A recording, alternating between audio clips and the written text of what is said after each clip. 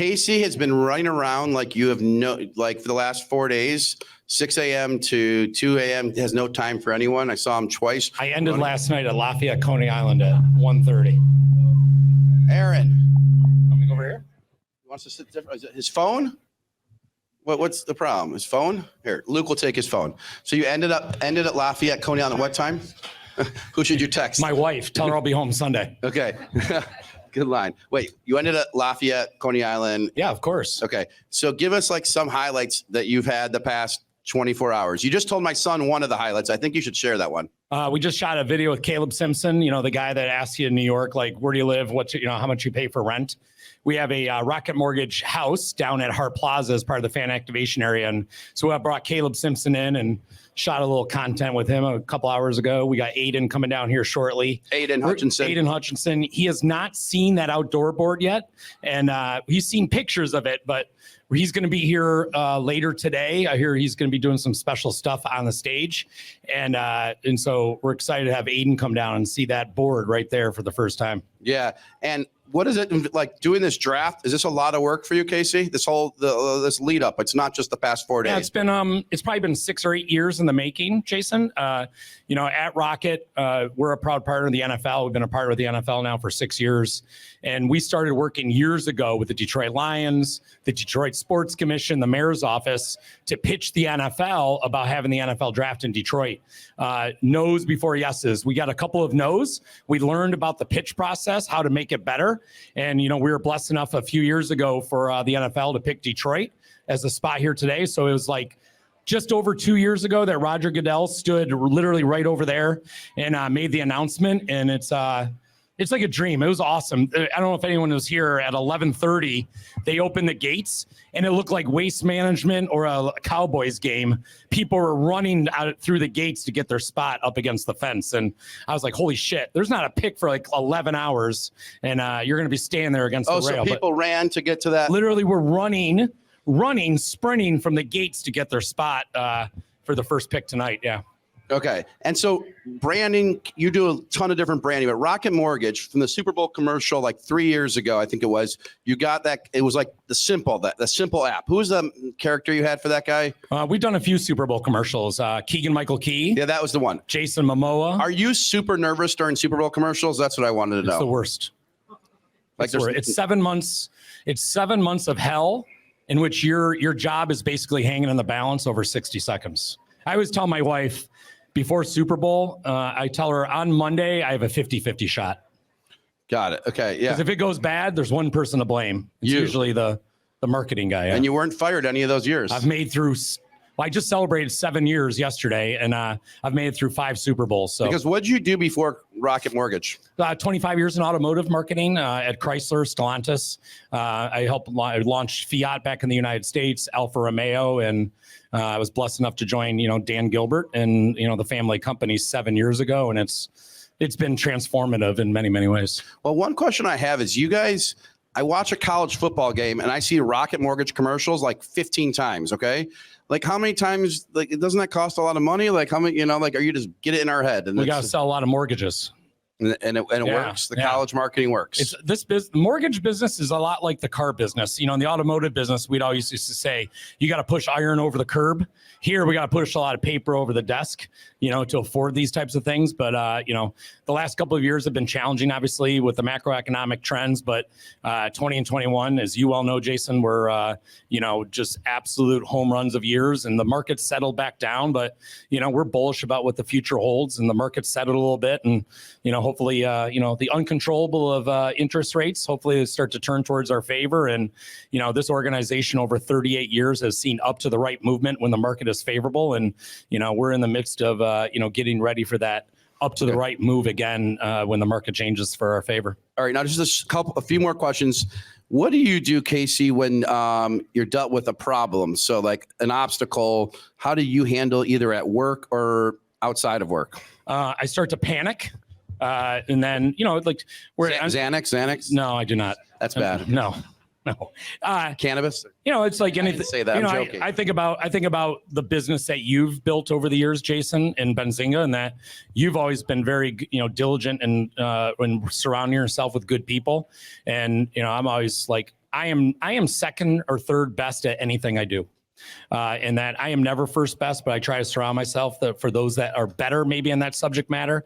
And nobody can do anything alone. And so, I've been very blessed at Rocket and, in my previous life of, working with, professionals and subject matter experts in the area. And so, we're very rich in talent, which is fantastic. We're primarily an in-house agency. So we do full funnel marketing from top to bottom, everything from Super Bowl to t-shirts. And so a lot of it is the team, it's the old Bo Schembechler line, right? You're a Michigan Slappy. I love that you're now a Michigan guy, not Michigan State. I love this. But now I have something else, another story. He may have been hustling for the draft, but this is the craziest hustle. You guys know the Rocket Mortgage golf tournament? Classic. Rocket Mortgage Classic golf tournament. I just want to have to add golf. I don't know. Anyways, Dan Gilbert brought it here, like say 6 years ago. 6 years ago. Really? Okay, 6 years ago. Well, Dan Gilbert didn't know when he brings a tournament and pays all this money, the batteries aren't included, is what he said, meaning you have to go get players. You think you bring a tournament, the players come. You have a $6 million purse, you're going to go get players, and they're just going to come, right? Like you buy a little remote control car, the batteries aren't included. Well, they learned they had to go recruit players. So Casey Hubris, and it's not easy to do this, had to run around many golf courses for many years just recruiting players. Like, how is that for you? Well, the PGA Tour is an interesting business model, right? I mean, at the end of the day, they're independent contractors. I mean, you've seen all of that come to light over the last few years with LIV and PGA Tour. In that the average golfer, I'll use Ricky Fowler, for example, there's 42 plus PGA tournaments during the course of the year. The average player like Ricky plays 23 to 26 tournaments. Once you take out the majors, Hawaii, California, Texas, Arnie, Memorial, you start to take all those down. Yep. There's not very many left. And so, we're a tournament. We know we're a challenger tournament, in that we do it. To your point, like we're on the road talking to players about the first year. It was literally like, come to Detroit. And let's be honest, of 156 players, probably a single handful of players have been to the city of Detroit beforehand. Now, 6 years later, we're on that road, and the players are like, I can't wait to get back to Detroit. There are 42 tournaments, as I mentioned, Jason. Only 2 of them are in a city. Atlanta with the Tour Championship in Eastlake, and Detroit.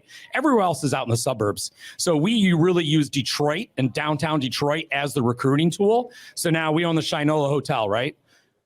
Like we put CBS, NBC, the players, the agents in there. We've now got the Roost right over here at the Book Tower. Like the players are begging us to be downtown because they love being part of a downtown urban core.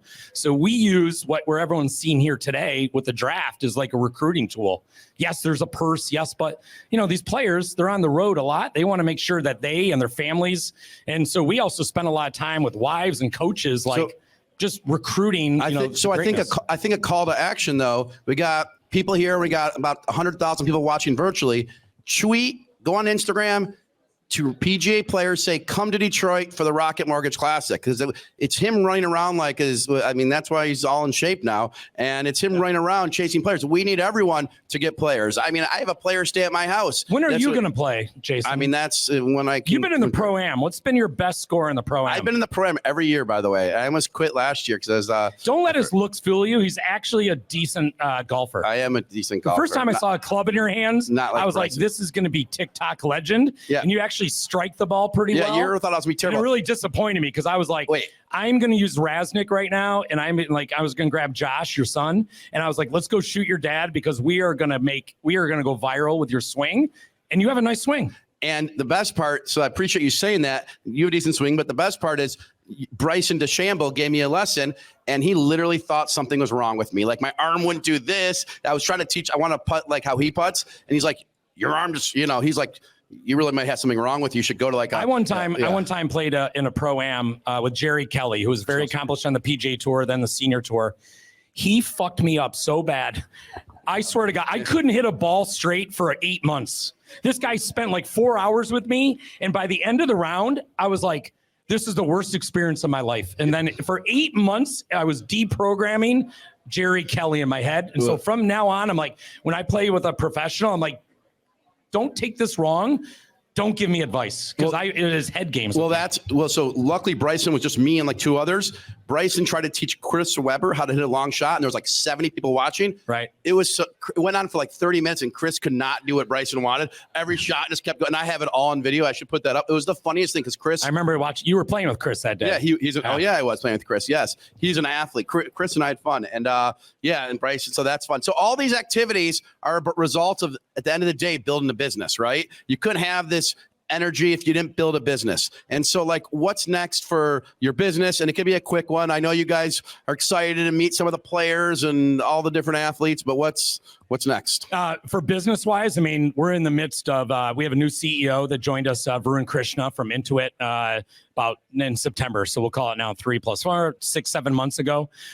We are in the midst of some radical transformation within Rocket and Rocket companies, all built around AI fueled home ownership. And it's exciting. Like, it is the amount of investment that we're making in technology and in AI to help us be bigger and faster and helping clients every step of the way. It's in my 7 years, this has easily been the most, we'll call it coming out of a challenge, the most exciting last 6 months I've had over the last 7 years. And in some ways, I mean, we are just getting started.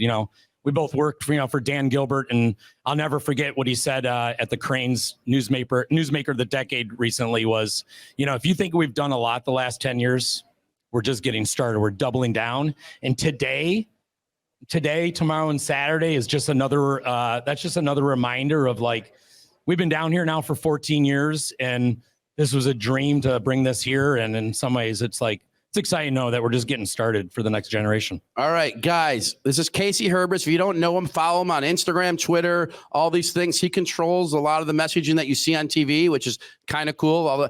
By the way, I've known him for a lot of years. I've begged to be on a commercial. I take my son on a commercial. You have a face for radio. And that's what he said. That's what he said. He goes, your whole family has a face for radio. No, just you. I know. Okay. All right. Well, thank you, Casey Hubris. Thanks, buddy. Let's go. Good job.